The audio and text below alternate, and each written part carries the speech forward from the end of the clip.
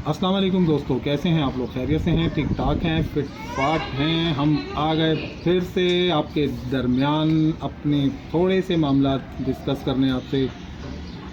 आज बिजली हमारी 1:30 बजे चली जाती है यहाँ पे, और मेरे पास अर्जेंट सूट था किसी का, मैंने बड़ी मुश्किल से पूरा किया है वो, और वो बिल्कुल आखिरी सिलाई पर बिजली चली गई। और ये बच्चे दोनों मुझसे सवाल किए जा रहे हैं सोलर को लेके। देखते हैं ये क्या सवाल कर रहे हैं, शायद मैं जवाब दे पाऊँ। अगर मैं ना दे पाया तो कमेंट में आप लोग दे देंगे। तो आए देखते हैं इनसे।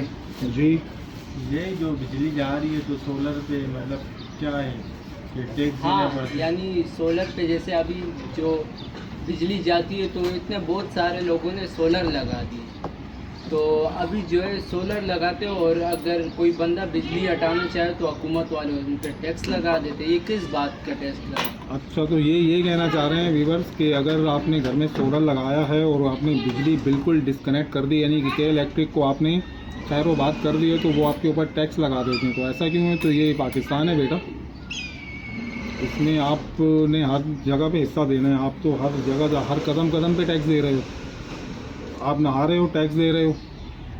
आप खा रहे हो, टैक्स दे रहे हो। आप नहाने रोड में पे कितना चल रहे हो, टैक्स दे रहे हो। आप नहाने में ऐसे दे रहे हो कि आप साबुन खरीद रहे हो, आप टैक्स दे रहे हो उसके ऊपर। आप रोड पे चल रहे हो, आप टैक्स दे रहे हो। तो ये तो अपना ज़ाती है ना। अभी जैसे हमने अपना ज़ाती लगा दिया तो इस पे इससे टैक्स बनते हैं। तो ये पाकिस्तानी सोलर पे गवर्नमेंट, भी हो ना टैक्स। सोलर पे भी पाकिस्तान गवर्नमेंट ने टैक्स लगाया हुआ है। टैक्स की मद में टैक्स और उसके अलावा महंगाई। तो वो सोलर भी तो इतनी देर नहीं चल सकते ना, मतलब अनलिमिटेड। नहीं, सोलर जब तक आपकी शुआओं से है, धूप जब तक है तो आपका सोलर टनाटन चलता है। फिर तो शाम में के इलेक्ट्रिक से भी तो ख़त्म नहीं कर सकते ना बिल्कुल। के इलेक्ट्रिक को आप बिल्कुल खैरो बात इसलिए नहीं कर सकते थे कि आपके पास सिस्टम बहुत हैवी हो जो आपको 24 आवर्स चले। ऐसे सिस्टम मौजूद हैं, लेकिन चूँकि हम एक लो मतलब वासित तबके के लोग हैं, हम इतना ज़्यादा हाई फाई नहीं बर्दाश्त कर सकते। तो हमारे यहाँ बिल्कुल लो किस्म के लगे हुए होते हैं ये सोलर प्लेट्स वगैरह, जो है जो हमारी अफोर्डिंग में हो। तो उस हवाले से वो फिर फुल नाइट तो नहीं चल सकती हैं। वो मैक्सिमम 4-5। हाँ, वो 4-5 घंटे चलेंगे तो के इलेक्ट्रिक के साथ तो रहना फिर पड़ेगा हमें। लेकिन ये है कि आपके ऊपर थोड़ा सा लोड कम हो जाता है आपकी बिलिंग पे, कि आप वहाँ पे एप्लीकेशन दे दो इदारे के अंदर कि हमने सोलर पे अपना वो कर दिया, आपसे डिस्कनेक्ट नहीं हो रहे हैं, लेकिन हमारा लोड इसके बाद अब आप कम हो जाएगा क्योंकि हम ज़्यादा रहेंगे इस पर सोलर पर। तो उस हिसाब से आपका के इलेक्ट्रिक का बिल कम आएगा। इस तरीके से बिल तो उसी तरीके से आ रहा है। अभी लोड शेडिंग हो रही है, उतना ही बिल आ रहा जा रहा है, उतना ही 10,000। हाँ, ये सवाल इनका बहुत इंपॉर्टेंट है कि हमारे यहाँ तकरीबन 12 से 14 घंटे या मैक्सिमम 10-12 घंटे तो है लोड शेडिंग।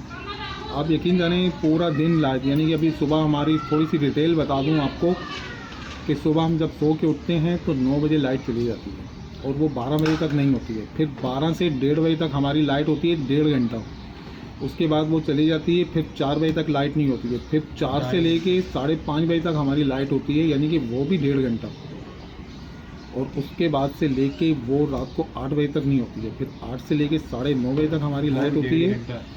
वो लाइट जो हमारी जाती है वो 9:30 से कभी 12 और कभी 1, कभी 12 कभी 1, उसका कोई एक टाइम मुकर्रर नहीं है। 3-3.5 घंटे। तो यूँ हमारी लाइट आप खुद हिसाब लगा लें कि कितनी ज़्यादा जाती है। उसके बावजूद जो हमारे बिल हैं वो एक, यानी कि मैं जो हूँ, मैं एक सिंगल फैमिली पे मुश्तमिल हूँ और मेरे घर में यानी कि 2 कमरों का मेरा मकान है और मेरे पास इस सिलाई की मशीन चल रही है जो कि सर्वोस पे है। इस्त्री मेरे पास 110 वाली है, मोटर मेरे पास 110 वाली है, लेकिन मेरा जो माहाना बिल है वो 8,000, 10,000, 12,000, 15,000, मैक्सिमम 18,000 तक मेरा बिल जाता है। अब आप खुद बताएं कि मैं एक सिंगल बंदा जो मियाँ बीवी प्लस 2 बच्चे छोटे छोटे, और हम इतना ज़्यादा बिल अफोर्ड कैसे कर पाएंगे? ये तो वाकई ही इनका सवाल वैलिड है कि हमारे यहाँ इतनी लोड शेडिंग भी होती है और उसके बावजूद भी हमारा जो है बिल डबल से ट्रिपल आ रहा है। इसकी वजह एक और भी है कि गवर्नमेंट ने, यानी कि जो भी पैसा निकालना है वो आवाम से निकालना है। खुद तो वो अयाशियों में लगे हुए हैं, खुद उनके बच्चे अयाशियों में जी रहे हैं, अयाशियों में पल रहे हैं। उनकी बिजलियाँ फ्री, उनके फ्यूल फ्री, उनको तो खाने तक के रेट तक नहीं पता कि चीनी क्या भाव है, आटा क्या भाव है, उनको तो ये नहीं पता।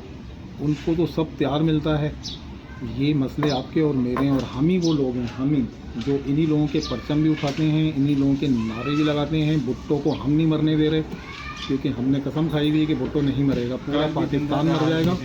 हाँ देखें, भुट्टो कल भी जिंदा था और आज भी जिंदा है, पूरा पाकिस्तान मर जाएगा भूख से, लेकिन भुट्टो नहीं मरेगा। और दूसरा, एक पंजाब में एक और मुसल्लत है हमारे पे, गंजा फैमिली, जिनके लिए अगर आप जितनी गालियाँ दें ना, जितनी भी गालियाँ दें, वैसे गाली देनी नहीं चाहिए, लेकिन अगर उनको आप जितनी भी दें तो सवाब मिलेगा। उसकी वजह ये है कि वो लोग इक़्तिदार के लिए पाकिस्तान आ जाते हैं, और जब इक़्तिदार नहीं रहता तो उनका आबाई गांव है लंदन, वो वहाँ चले जाते हैं, पूरी की पूरी फैमिली।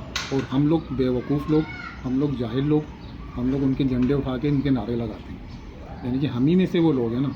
और मैं अब भी ये बता दूं कि अब जो वक्त गुजर रहा है, इस वक्त ये हालत है कि चंद लोग हर एरिया में, यानी कि मैं अपने एरिया से बात कर रहा हूँ, चंद लोग, वो लोग इनके साथ अटैच हैं, पीपल्स पार्टी और नून लीग और दीगर कोई भी जमात, मुत्तहिदा कोई भी कह लो आप, वही लोग अटैच हैं जिनको अपना कोई ज़ाती मफाद है। हमारे इन जैसे लोग अटैच नहीं हैं उनके साथ, क्योंकि हमें अपने मुल्क, हमारा ज़ाती मफाद हमारा मुल्क है, हम अपने मुल्क को सिक्योर देखना चाहते हैं, और उसके लिए एक ही लीडर है जो इस मुल्क को सिक्योर करना चाह रहा है। वो मैं नहीं नाम बताऊंगा, वो ये बच्चे बताएंगे। कौन है भाई? इमरान खान। कौन है? देखें, बच्चे के मुंह पे नाम है कि इमरान खान। तो हम इमरान खान की फेवर सिर्फ इसी वजह से करते हैं कि वो मुल्क की सतह पे सोच रहा है, वो दूसरे मुल्कों के साथ कांधे के साथ कांधा जोड़ के खड़ा होना चाहता है। जी, अगर इमरान खान होते तो ये मुल्क सही हो सकता था? बिल्कुल, अभी इमरान खान होता तो ये फ़लस्तीन पे जो इतने मामलात हो रहे हैं, अभी तक इमरान खान ने कोई डिसीजन ले चुका होता, क्योंकि सारे इस्लामी ममालिक के अंदर अगर कोई लीडर इस वक्त मौजूद है तो वो इमरान खान है, जो डिसीजन वक्त पे लेता है, वक्त पे। यही चीज़ खैर लोगों को नहीं भाई, तो उन्होंने यहाँ से गवर्नमेंट यहीं के कुत्तों को मिला के, हमारे मुल्क के जो ये कुत्ते हैं आवारा जो आ जाते हैं हमारे पे मुसल्लत होते हैं, इन्हीं को मिला के उसकी गवर्नमेंट गिरवाई है, और गिराने के बाद आज उसको बेगुनाह सलाखों के पीछे छोड़ा हुआ है। लेकिन डटा हुआ है वो शख्स, बिल्कुल डटा हुआ है, कोई कमिटमेंट नहीं कर रहा है, किसी एजेंसी से कोई कमिटमेंट नहीं कर रहा है। वो अपनी बात पे जहाँ कल खड़ा था वो अपनी बात पे आज भी खड़ा है। वो इसीलिए बंद है, आज वो चाहे तो अयाशी की ज़िंदगी गुजारे, उससे मेरी और आपकी क्या ज़रूरत है कि वो हमारे लिए फ़ाइट कर रहा है, वो हमारे लिए लड़ रहा है। अगर ये इसको यानी छोड़ देते तो ये ले सकते एक्शन? वो बिल्कुल लेगा, जो दिल से सच्चा होगा ना, और जिसको जो इस्लाम को फॉलो करेगा वो लाजमी लेगा, क्योंकि फ़लस्तीन में भी हमारे बहन भाई, हमारे माँ बाप, हमारे बहन भाई, उनके पास भी तो है ना कि वो अभी जो गवर्नमेंट है ये तो चमचे हैं, ये चमचे हैं भाई उनके, ये सब उनके चमचे हैं, ये कुछ भी नहीं कर सकते। ये सब वो लोग हैं जो चोर हैं, इनकी करप्शन है, इन्होंने इतनी करप्शन की हुई है कि ये बिल्कुल मजबूर हैं, ये कुछ भी नहीं कर पाएंगे, क्योंकि वो इनकी करप्शन सामने ले आते हैं। इमरान एक वाहिद लीडर है कि जिसकी कोई करप्शन नहीं है। देखा आपने किस तरह के केसेस बन रहे हैं उसके ऊपर, तोशा खाना, पहले वो घड़ी को क्या था, घड़ी वाले केस, ये कैसे केस हैं? ये ना समझ में आने वाले केस हैं, यानी कि एक हम आम आवाम बिल्कुल जिनका सियासत से कोई ना लेना ना देना, हम अपने काम अपनी मजदूरी करके खाने वाले लोग हैं, लेकिन हमें भी समझ आ रही है कि इमरान के ऊपर ऐसा कोई केस है ही नहीं। उससे डबल ट्रिबल वो केसेस जो इमरान पे बनाए जा रहे हैं वो तो इन पार्टियों पे हैं, नून लीग, पीपल्स पार्टी। तोशा खाना कौन नहीं लूट के ले गया, अनानास तक तो वहाँ छोड़ा नहीं, और वो इमरान खान पे एक घड़ी का ब्लेम करते हैं। फिर 9 मई मैं अपनी ज़ाती अगर आपको बताऊं तो मैं एक इदारे के सामने खड़ा था और इतनी दूर खड़ा था कि शायद उससे मैं तो कोई 15 काफ़ी दूर था मैं उससे, और वहाँ से मुझे वो आवाज़ें लगा रहा है कि यहाँ क्यों खड़े हो। और 9 मई को उन्होंने खुली छूट दी हुई थी, आओ जी लूटो मारो सब कुछ करो। तो आवाम इतनी पागल नहीं है जितना आप समझ रहे हैं। आवाम में शऊर जगाने वाला शख्स सलाखों के पीछे है और शऊर जाग चुका है, तो ये बच्चों में भी ये शऊर जाग चुका है। तो ये जो महंगाई होती जा रही है, और ये अभी 5-6 दिनों से डाके मार रहे, तो ये किसका हाथ है? असल में जिस मुल्क में इंसाफ नहीं होता है ना, तो वहाँ पे लोग इंसाफ छीन के लेते हैं। तो ये जो लोग डकैतियाँ करते हैं या छीना झपटी हो रही है, ये लोग गलत करते हैं, ये कोई अच्छी बात नहीं है, लेकिन वो करते किसी वजह से, इन्हीं हुक्मरानों की वजह से कर रहे हैं। तो चलें, हमारी बात थोड़ी लंबी हो गई, तो हम अब आपसे चाहेंगे इजाज़त। कि हमारी आपस की छोटी सी डिस्कस थी, हमने अपने व्यूवर से भी शेयर करी, तो हम चाहेंगे आपसे इजाज़त। तो मेरी जानिब से अल्लाह हाफिज़, और आसिम की जानिब से अल्लाह हाफिज़, और सफ़ीर की जानिब से अल्लाह हाफिज़।